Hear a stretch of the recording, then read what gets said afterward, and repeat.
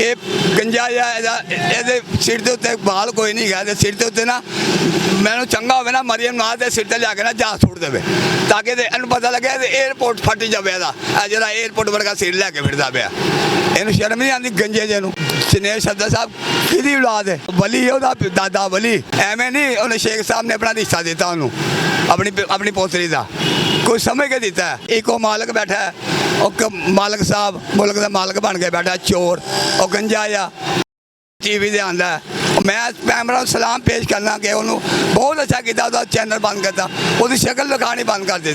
वो कहना नहीं वो जहाज से चढ़े असी उतर गया जहाज लाता अगले जहाज का।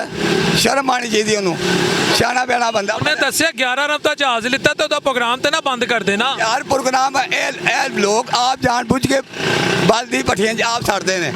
इनू पूछे कि भी ये उन्हें जहाज ले लिया, इनू की तकलीफ है? ਇਹਦੀ ਜੇਬ 'ਚ ਗਿਆ, ਇਹਦੀ ਜੇਬ 'ਚ ਗਿਆ। ਇਹ ਜਿਹੜੇ ਪੈਸੇ ਲੈਂਦਾ ਸ਼ੋਆਂ ਦੇ ਬਾਹਰੋਂ ਜਿਹੜੀ ਏਡ ਆਉਂਦੀ ਹੈ ਉਹ ਬੈ ਕਿਤੇ ਜਾਂਦਾ।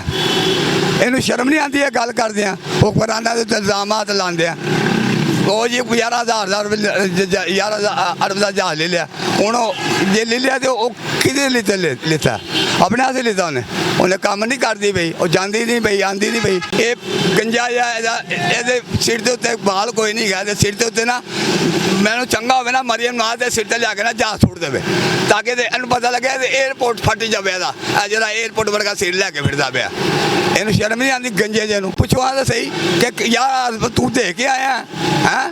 ਤੂੰ ਤਾਂ ਪੈਸੇ ਖਾ ਰਿਹਾ ਆਪ, ਤੂੰ ਤੇ ਲੋਕਾਂ ਕੋਲੋਂ ਪੈਸੇ ਖਾਣਾ ਸਾਪੀਆਂ ਕੋਲੋਂ। ਉਹ ਯਾਰ ਝੂਠਾ ਬੰਦਾ, ਝੂਠੇ ਦੇ ਬੰਦੇ ਇਸ ਬੰਦੇ ਸ਼ਰਮ ਆਣੀ ਚਾਹੀਦੀ ਹੈਗਾ। ਕਿਉਂ ਝੂਠਾ ਇਲਜ਼ਾਮ? ਉਹ ਜਨੇਬ ਸਦਰ ਪਾਕਿਸਤਾਨ 'ਚ ਬੈਠਾ ਹੈ, ਇੱਥੇ ਹੀ ਉਹ ਜਾ ਕੇ ਉਹਦੇ ਘਰ ਜਾਓ। ਉੱਥੇ ਉਹਦੇ ਘਰ ਜਿੱਥੇ ਉਹਨਾਂ ਦਾ ਘਰ ਹੈ ਮਰੀਮ ਨਵਾਜ਼ ਦਾ ਮਾਡਲ ਟਾਊਨ, ਉੱਥੇ ਬੈਠਾ ਉਹ। ਇਹ ਇਹਨਾਂ ਨੇ ਝੂਠਾ ਬਣਾਇਆ ਜੀ। ਉਹ ਚਲਾ ਗਿਆ ਬਾਹਰ ਜੋ ਜੀ ਹਾਲੇ ਮੂੰਹ ਬਣਾਉਣ ਗਿਆ। ਉਹ ਮੇਰੇ ਮੂੰਹੋਂ ਤੋਂ ਸੁਣੇਗਾ ਕਿਆ ਮੈਂ ਉਹਨੂੰ ਕਹਾਂ ਧੀਆਂ ਪੁੱਤਰਾਂ ਵਾਲਾ? ਓਏ ਉਹਨੂੰ ਸ਼ਰਮ ਨਹੀਂ ਆਈ? ਐਡੀ ਵੱਡੀ ਗੱਲ ਕਰਦੇ ਆ, ਗੈਰਤ ਆਉਣੀ ਚਾਹੀਦੀ ਸੀ ਉਹਨੂੰ। ਉਹ ਇਹ ਝੂਠਾ ਆਦਮੀ ਉਹਦੇ ਫਿਰਦਾ ਪਿਆ ਪਾਕਿਸਤਾਨ। ਦਿਨੇਸ਼ ਸੱਦਾ ਸਾਹਿਬ ਕਿਹਦੀ ਔਲਾਦ ਹੈ? ਉਹਦਾ ਦਾਦਾ ਕੌਣ ਹੈ? ਉਹਦਾ ਦਾਦਾ ਕੈਪਟਨ ਸਫਦਰ ਦਾ ਪਿਓ ਵੇ, ਵਲੀਆਂ ਦਾ ਵਲੀ। ਉਹਦਾ ਦਾਦਾ ਵਲੀ ਹੈ, ਉਹਦਾ ਦਾਦਾ, ਉਹਦੀ ਔਲਾਦ ਹੈ। ਐਡਾ ਸ਼ਰੀਫ ਆਦਮੀ, ਐਡਾ ਬੱਚਾ ਚੰਗਾ। ਐਵੇਂ ਨਹੀਂ ਉਹਨੇ ਸ਼ੇਖ ਸਾਹਿਬ ਨੇ ਆਪਣਾ ਹਿੱਸਾ ਦਿੱਤਾ ਉਹਨੂੰ ਆਪਣੀ ਪੋਤਰੀ ਦਾ, ਕੋਈ ਸਮਝ ਕੇ ਦਿੱਤਾ। ਅੱਛਾ ਬੰਦਾ ਵੇਖਿਆ ਉਹਨੇ ਕਿ ਯਾਰ ਖਾਨਦਾਨੀ ਬੰਦਾ।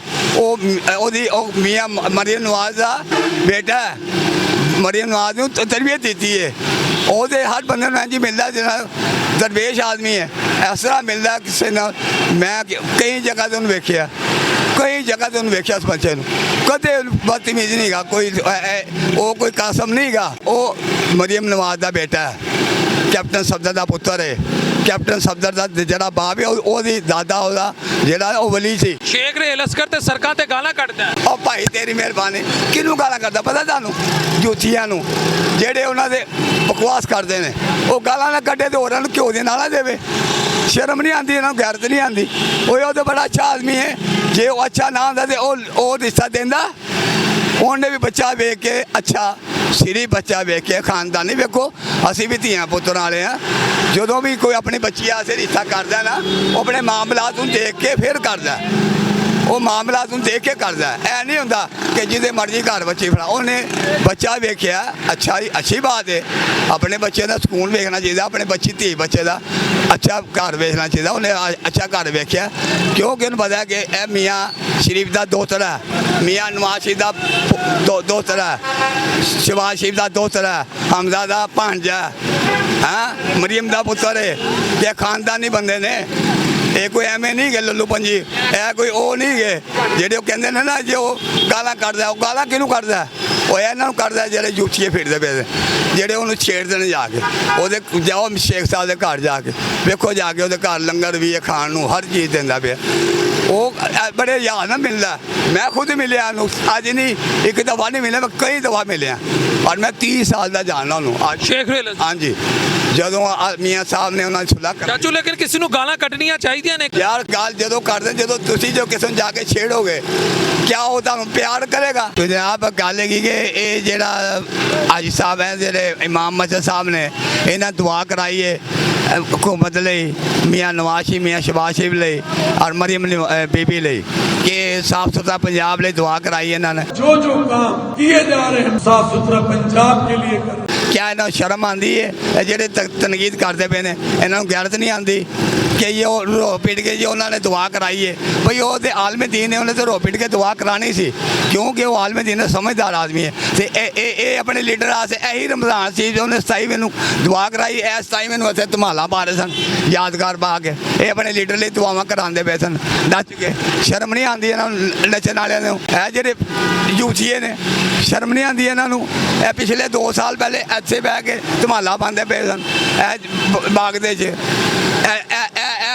ਕੀ ਫਰਕ ਹੈਗਾ ਇੱਥੇ ਯੌਮੇ ਪਾਕਿਸਤਾਨ ਬਣਿਆ ਤੇ ਇੱਥੇ ਇਹ ਧਮਾਲਾ ਪਾ ਕੇ ਤੇ ਲੀਡਰ ਆਸੇ ਲੱਗੇ ਸਨ ਤੇ ਉਹ ਅੱਲਾ ਦੇ ਦੁਆ ਕਰਦਾ ਕਿ ਯਾਰ ਸਾਡੇ ਹੁਕਮਰਾਨ ਅੱਛੇ ਮਿਲੇ ਮੀਆਂ ਨਵਾਜ਼ ਸ਼ਰੀਫ ਅੱਛਾ ਮਿਲਿਆ ਸ਼ਹਿਬਾਜ਼ ਸ਼ਰੀਫ ਅੱਛਾ ਮਿਲਿਆ ਮਰੀਮ ਨਵਾਜ਼ ਅੱਛੀ ਮਿਲੀ ਕਿ ਪੰਜਾਬ ਹੁਕੂਮਤ ਦਾ ਅੱਛਾ ਕੰਮ ਉਹਦੀ ਅੱਛੀ ਤਾਰੀਫ ਕੀਤੀ ਮੈਂ ਜਨਾਬ ਲਾਮਾ ਸਾਹਿਬ ਨੂੰ ਸਲਾਮ ਪੇਸ਼ ਕਰਨੇ ਆ ਅੱਛੀ ਤਾਰੀਫ ਕੀਤੀ ਉਹਨੇ ਕਿ ਮੁਲਕ ਲਈ ਕੀਤਾ ਨਾ ਮੁਲਕ ਲਈ ਜਿਹੜਾ ਵੀ ਬੰਦਾ ਆਇਆ ਉਹਦੀ ਤਾਰੀਫ ਅੱਛੀ ਗੱਲ ਹੈ ਉਹਦੀ ਹੋਣੀ ਚਾਹੀਦੀ ਹੈ ਨਹੀਂ ਤੁਹਾਨੂੰ ਲੱਗਦਾ ਮਰੀਮ ਸਾਹਿਬਾ ਲਈ ਪੰਜਾਬ ਸਾਫ ਸੁਥਰਾ ਪੰਜਾਬ ਲਈ ਰੋ ਕੇ ਦੁਆ ਸਾਰਿਆਂ ਦੀ ਮਾਂ ਬਣੀ ਹੈ ਤੇ ਉਹਦੇ ਲਈ ਕੌਣ ਨਹੀਂ ਦੁਆ ਕਰੇਗਾ ਕਿਆ ਇਹਨਾਂ ਨੂੰ ਸ਼ਰਮ ਨਹੀਂ ਆਉਂਦੀ ਯਾਰ ਇਹ ਤੇ ਨੇ ਇਹਨੂੰ ਸ਼ਰਮ ਆਣੀ ਨਹੀਂ ਇਹਨਾਂ ਤੋਂ ਸਾਰੀ ਜ਼ਿੰਦਗੀ ਰੋਂਦੇ ਰਹੇ ਨੇ ਇਹਨਾਂ ਨੇ ਇੰਝ ਹੀ ਆਪਣੇ ਲੀਡਰ ਨੂੰ ਫਸਵਾਇਆ ਝੂਠ ਬੋਲ ਕੇ ਨਾ ਅੱਜ ਇਹ ਹੋ ਗਿਆ ਅੱਜ ਇਹ ਹੋ ਗਿਆ ਨੱਚਣ ਵਾਲੇ ਨੇ ਇਹ ਨੱਚਣ ਭੰਗਣ ਜੋਗ ਨੇ ਕੋਈ ਇਹਨਾਂ 'ਚ ਸ਼ੌਹਰਵਾਦ ਬੰਦਾ ਕੋਈ ਨਹੀਂ ਇਹਨਾਂ 'ਚ ਨਾ ਹੀ ਇਹਨਾਂ ਨੂੰ ਕੋਈ ਅਕਲ ਦੇਣ ਵਾਲਾ ਤੁਸੀਂ ਇਹਨਾਂ ਦਾ ਨੱਚ ਵੇਖਿਆ ਸੀ ਉਹ ਯਾਰ ਅਜੇ 2 ਸਾਲ ਪਹਿਲੇ ਸਾਰੀ ਦੁਨੀਆ ਨੇ ਵੇਖਿਆ ਇਹ ਮਨਾਲੇ ਪਾਕਿਸਤਾਨ 'ਚ ਹੋਇਆ ਸਾਰਾ ਕੁਝ ਰਮਜ਼ਾਨ 'ਚ ਹਾਂਜੀ ਪਿਛਲੇ ਅੱਜ ਤੋਂ 2 ਸਾਲ ਪਹਿਲੇ ਇਹ ਸਾਰੀ ਦੁਨੀਆ ਵੇਖਿਆ ਇਹਨਾਂ ਨੂੰ ਇਹ ਤਾਂ ਪਾਗਲ ਹੈਗੇ ਨੇ ਜਿਹੜੇ ਲੋਕ ਇਹਨਾਂ ਦੇ ਮਗਰ ਲੱਗੇ ਨੇ ਕੌਣ ਲੋਕ ਨੇ ਉਹ ਤੁਸੀਂ ਬਾਦਸ਼ਾਹ ਮੱਚੀ ਸੀ ਜਦੋਂ ਦੁਆ ਹੋ ਰਹੀ ਸੀ ਉਹ ਯਾਰ ਮੈਂ ਭਾਈ ਮੈਂ ਉੱਥੇ ਮੌਜੂਦ ਸਾਂ ਜਦੋਂ ਆਲਮ ਦੀਨ ਨੇ ਉਹ ਕੋਈ ਲੀਡਰ ਨਹੀਂ ਹੈਗਾ ਉਹ ਆਲਮ ਦੀਨ ਹੈ ਕਿਹਦੇ ਲਈ ਦੁਆ ਕੀਤੀ ਲੀਡਰਾਂ ਲਈ ਦੁਆ ਕੀਤੀ ਮੁਲਕ ਲਈ ਦੁਆ ਕੀਤੀ ਸ਼ਹਿਬਾਜ਼ ਸ਼ਰੀਫ ਲਈ ਨਵਾਜ਼ ਸ਼ਰੀਫ ਲਈ ਮਰੀਮ ਲਈ ਜੇ ਬੁਰਾ ਕੀਤਾ ਤਾਂ ਮੈਨੂੰ ਦੱਸੋ ਇਹਨਾਂ ਨੂੰ ਇਹ ਲੋਕਾਂ ਨੂੰ ਤਾਂ ਤਕਲੀਫ ਹੈ ਬੁਰਾ ਇਹ ਕੀਤਾ ਕਿ ਇਹਨਾਂ ਦੇ ਉੱਤੇ ਤਕਲੀਫ ਇਹਨਾਂ ਨੂੰ ਸਾੜ ਹੋਇਆ ਕਿ ਮਰੀਮ ਨਵਾਜ਼ ਦਾ ਨਾਂ ਕਿਉਂ ਲੈ ਲਿਆ ਕਿਉਂਕਿ ਉਹ ਕੰਮ ਕਰਦੇ ਯਾਰ ਕੋਈ ਗੱਲ ਕੰਮ ਕੋ ਐਸਾ ਕੰਮ ਕਰੋ ਜਿਹੜਾ ਕੋਈ ਤੁਹਾਨੂੰ ਪਤਾ ਲੱਗੇ ਇਹਨਾਂ ਨੂੰ ਲੋਕਾਂ ਨੂੰ ਤਮੀਜ਼ ਹੀ ਨਹੀਂ ਹੈਗੀ ਕਿ ਕੀ ਬੋਲਣਾ ਕੀ ਨਹੀਂ